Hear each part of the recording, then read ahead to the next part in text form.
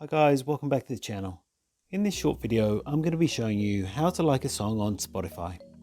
But before I do that, please don't forget to like this video and subscribe to my channel.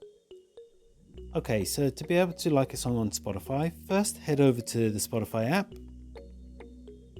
and ensure that you're logged into your account. Okay, so once you're in the app, if you want to like a playlist, all you need to do is tap on the playlist and you'll see the heart icon about halfway down the page. So you can just tap on that heart and you can see that that's now been added to my library. If I untick it, it will be removed from my library.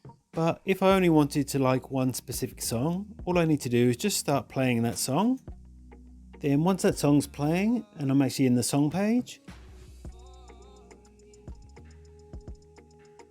all I need to do is just tap on the heart icon underneath the song name here, and then that song has now been added to my liked songs.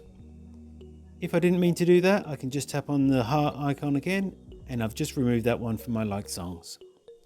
And that's all it takes to like a song on Spotify. If you found this video helpful, I'd love if you like this video and subscribe to my channel. Thanks for watching.